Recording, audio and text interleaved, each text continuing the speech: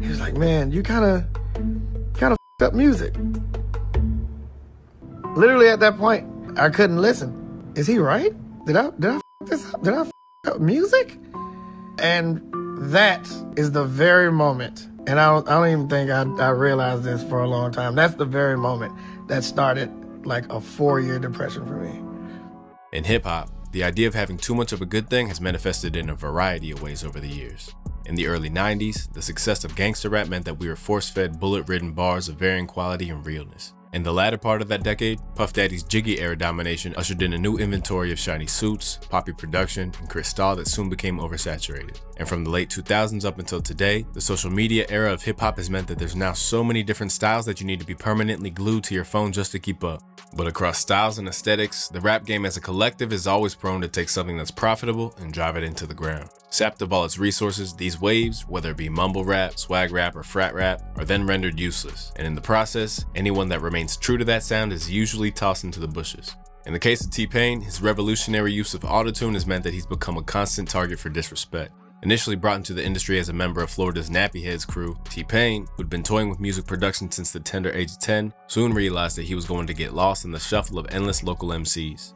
I wanted to be a singer instead of a rapper because everybody in Tallahassee was rapping, he told NPR in 2014. I was sounding like everybody else because, you know, every city has a certain sound that they create. The first few songs I recorded got noticed and, you know, they went on the radio the next day, and after that, Akon started hearing it. Signed to Akon's Convict Records imprint after a few local hit songs, T-Pain's calling card of a vocal effects drenched sound came about after he'd found inspiration in an unlikely place. It was Jennifer Lopez. It was J-Lo. It was the Dark Tide remix of If You Had My Love. She used it for like 2 seconds. And I was like, that's exactly what I want to sound like.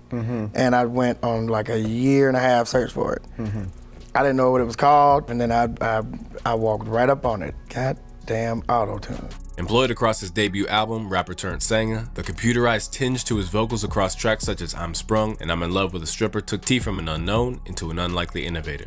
As this gave way to second album Epiphany, and he began to pop up on everything from Kanye West's Good Life and Chris Brown's Kiss Kiss all the way to the early DJ Khaled anthem I'm So Hood, it became obvious that both T-Pain and the sound that he'd introduced to the masses weren't going anywhere fast. Soon enough, T watched on as copycats cropped up left and right. From Snoop Dogg's Sexual Eruption, which Pain credits as the first time his sound was adopted, through to Kanye West's 808s and Heartbreak, which he was present for the creation of, both the Floridian and his musical fingerprints were inescapable in these glory days. But even as he was basking in the glow of success, Pain was suddenly faced with disrespect from even those who were benefiting from his output, which, as we know now, would set the tone for the wanton snobbiness towards the artists that would follow in the years to come.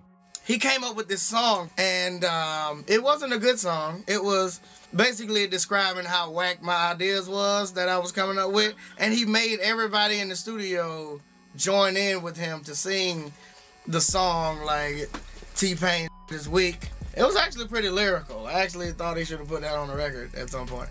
Despite his routine ability to hit the charts, a sense that T-Pain was somehow the enemy of creativity or authenticity in hip-hop began to spring up. And in the wake of 808s and Heartbreak's release, Jay-Z broke rank to take aim at the sound and as far as the world was concerned, T-Pain in particular. Fearing that the audience was already growing weary of him, T-Pain had pinpointed the 2009 Hot 97 Summer Jam as one of his final performances. But after he was outed by Jay at the event as the culprit that was to blame for rappers trying to sing, T-Pain, as he reflected to geniuses Rob Markman, felt like he was cornered into leaving before he'd play into.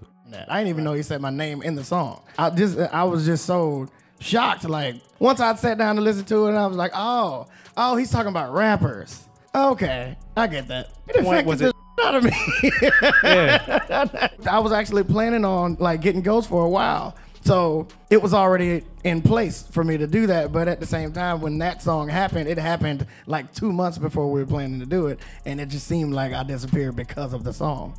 Initially outraged by the incident, T-Pain went on the offensive, but now all the branches have been extended. But where Jay-Z has fallen back and given T his credit, the idea of treating him in a way that's in contrast to how other OGs are seen and revered has persisted. I would have worked with him easy before he made those comments, Future told MTV News' Sway Calloway after T-Pain insisted that the Atlantan didn't know how to use autotune in 2014. But when he took the jab at me, I pretty much lost all respect for him. Not afforded the level of props that artists of his commercial stature and longevity often are, even when modern artists have given him his props, or attempted to, things have often gone awry.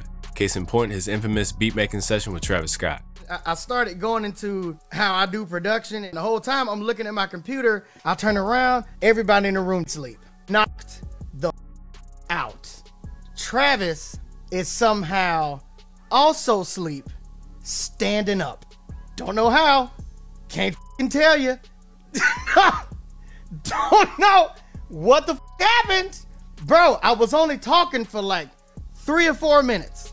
Always eager to give to the rap game, even if it was reluctant to respect him, recent interviews have revealed that the culture of undervaluing T-Pain was so entrenched in hip-hop that he wasn't even reimbursed for many tracks that helped to make artists' careers or rank among their biggest hits. I mean, I did all of them for free, and all I wanted you to do was get back on my That's it. I just wanted to even swap because I was going to charge you just as much as you charged me. Nothing was reciprocated. You know what I'm saying? But even if I got somebody to even try to be on the song, they'd come back and charge. And Despite all the backlash that he faced and the blows that came his way, T-Pain refused to be flushed out. Even as allegations that he was a one-trick pony or novelty act mounted up. Rebounding in 2017 with Oblivion after a 6-year break from releasing studio albums, T-Pain would then look to capitalize on the momentum 2 years on with One Up. Peaking at 115th on the charts as an independent release, it was a far cry from the days where Epiphany sprinted to #1, and even appearances from Tory Lanez, Russ, and longtime collaborator Lil Wayne weren't enough to bolster his fortunes. But even if things have gone tepid in terms of his commercial appeal, the scale of the public's disinterest in hearing his trademark sound truly came into focus when a massive One Up tour had to be canceled due to lackluster ticket sales. Known for his trademark honesty, T-Pain broached the subject head-on via Instagram in October of 2019. I'm gonna take it upon myself to cancel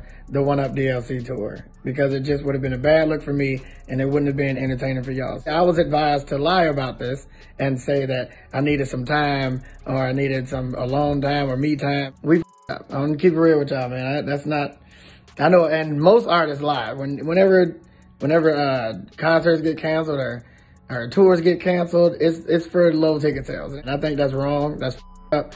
Suffering numerous losses in an industry with a short attention span but a long memory, T-Pain could have easily shut up shop at this point, as by August of 2020, even his former label boss was wading in to provide a post-mortem on what went wrong.